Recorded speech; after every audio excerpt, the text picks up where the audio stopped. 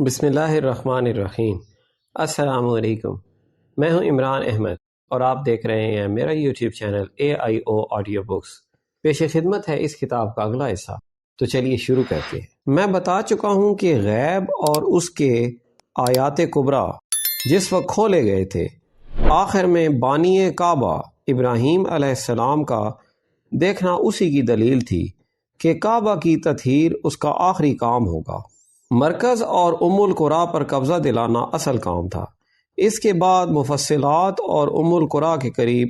جو کعبہ کے چاروں طرف زمین کے آخری حدود تک پھیلے ہوئے ہیں، ان کا کام آنے والوں کے سپرد کر دیا جائے گا۔ اور اسی غیبی مکاشفہ میں نہیں بلکہ مسلسل ایسے مکاشفے مختلف پیرایوں میں ہو رہے تھے جن کا مطلب یہی تھا کہ کام ختم ہو رہا ہے۔ بس اس کام کو کامل طور پر ختم کرنے کے لیے مردوں کے ساتھ عورتوں کی تعلیم و تربیت کا کام اپنی آخری زندگی میں اس کو اپنے ساتھ لینا پڑا۔ یہ بھی ہو سکتا تھا کہ یہ عورتیں خدمت مبارک میں اسی حیثیت سے رہتیں جس حیثیت سے مردوں کی ایک منتخب اور چیدہ جماعت ساتھ رہتی تھی،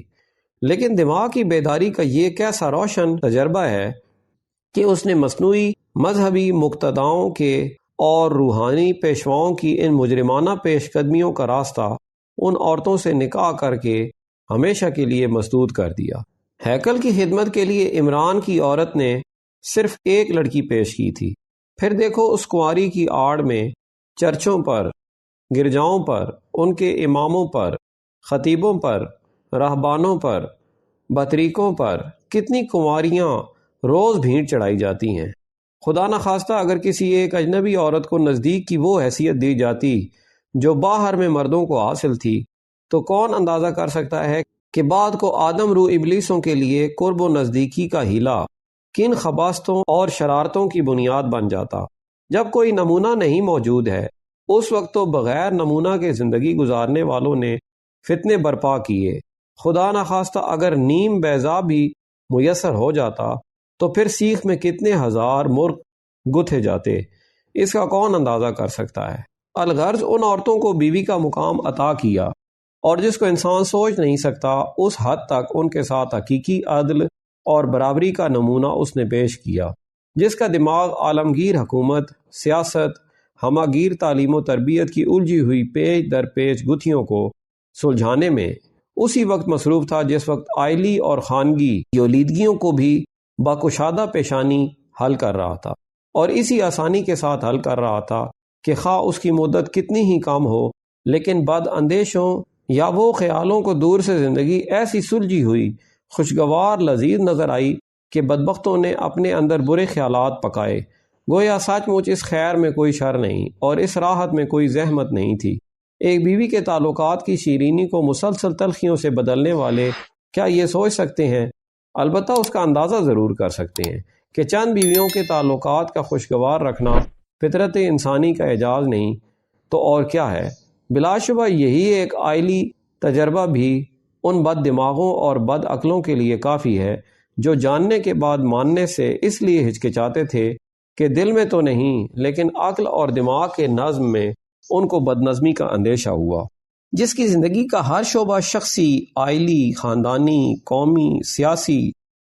صرف ضبط اور نظم ہے، اس کے متعلق یہ وسوسہ خود سوچنے والوں کی عقلی بد نظمی کی کھلی دلیل نہیں ہے؟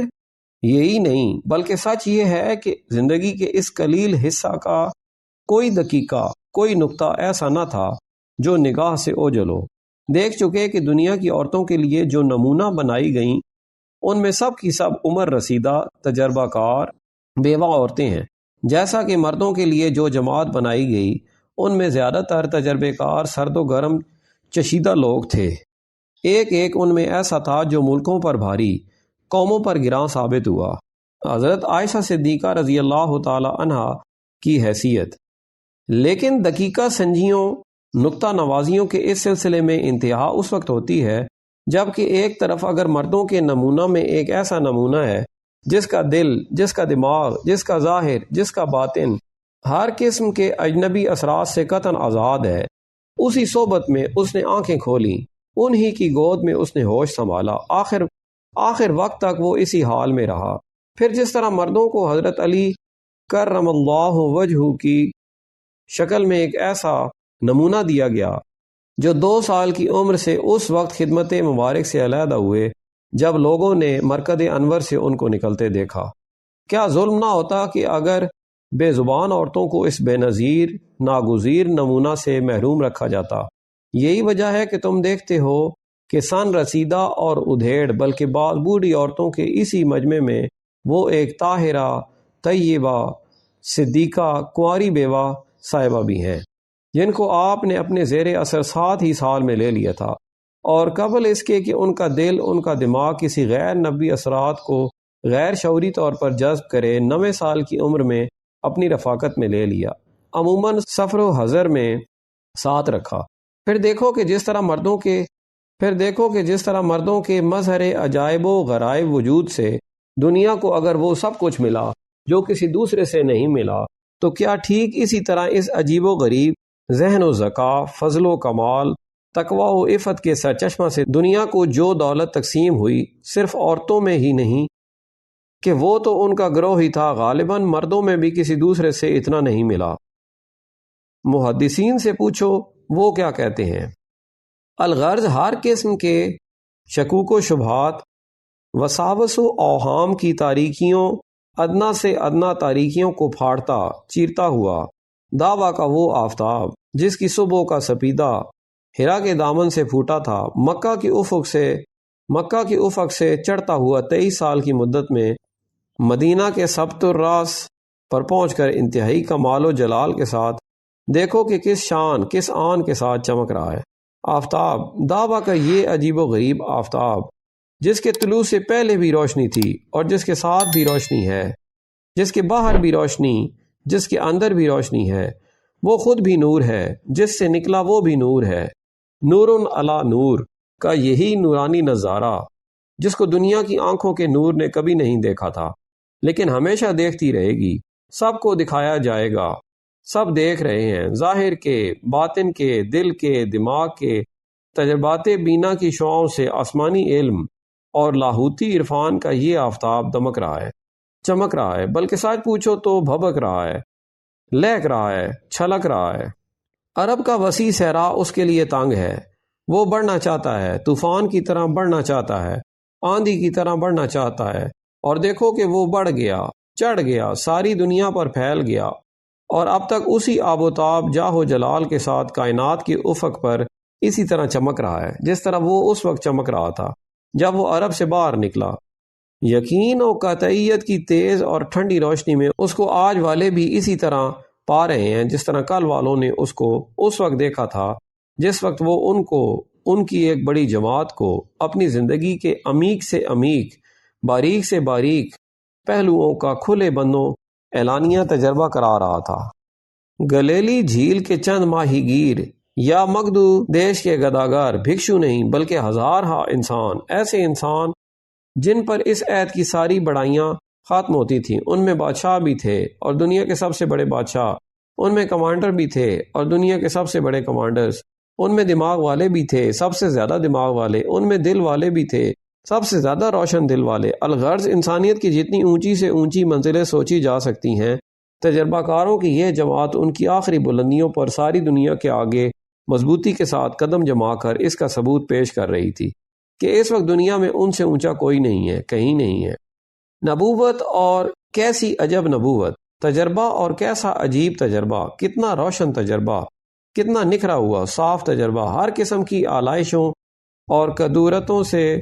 پاک و صاف تجربہ، کتنی عظیم دانائیوں کا پرکھا ہوا تجربہ،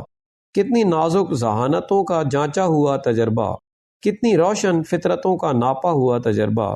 کتنی بے روک، بے جھجک طبیعتوں کا بے لاگ تجربہ، کتنے متوازن معتدل دماغوں کا نپا تلا تجربہ،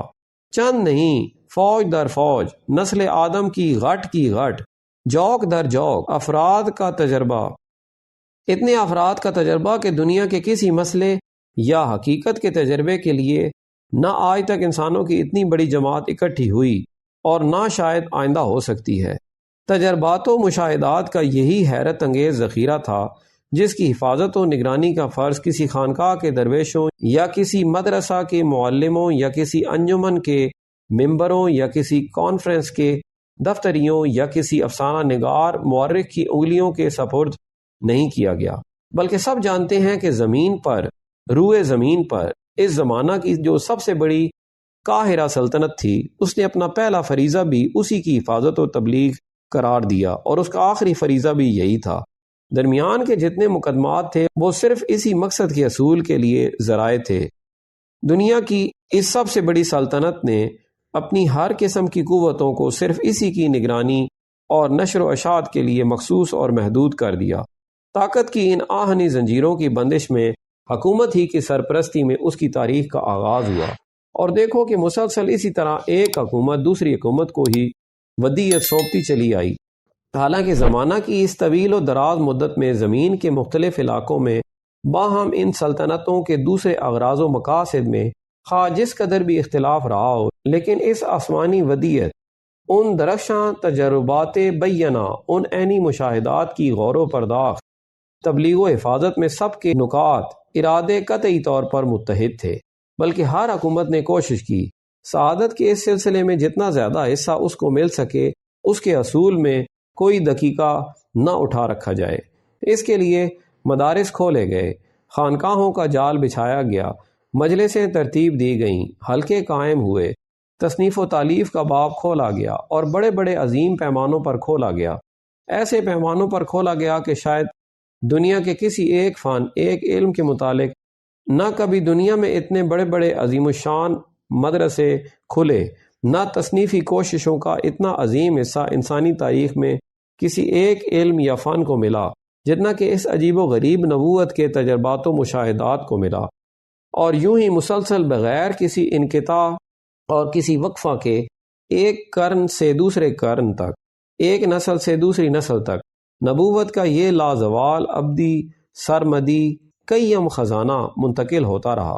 اور اس وقت تک ہوتا رہا ہے، ہوتا چلا جائے گا۔ صرف یہی نہیں بلکہ ہر پچھلے طبقہ میں تم دیکھو گے نبوت کے اس تجربے کی گواہی ادا کرنے والوں میں اضافہ ہوتا رہا، اور کیسا اضافہ! 1 اور 2 کی نسبت سے نہیں، 1 اور 3 کی نسبت سے نہیں، دگنے اور 1 اور 2 کی نسبت سے نہیں، 1 اور 3 کی نسبت سے نہیں، دگنے اور تگنے کی حد تک کا اضافہ نہیں، بلکہ بلا مبالغہ 1 اور لاکھ کی نسبت سے یہ اضافہ بتدریج بڑھتا رہا اور بڑھ رہا ہے اور بڑھتا رہے گا تائیں کہ ساری نسل انسانی اس کی گواہ بن جائے۔ اب تک کے لیے اتنا ہی، ملتے ہیں اگلی ویڈیو میں۔ اپنا خیال رکھیں اور ہمارے اس چینل کا بھی۔ اللہ حافظ۔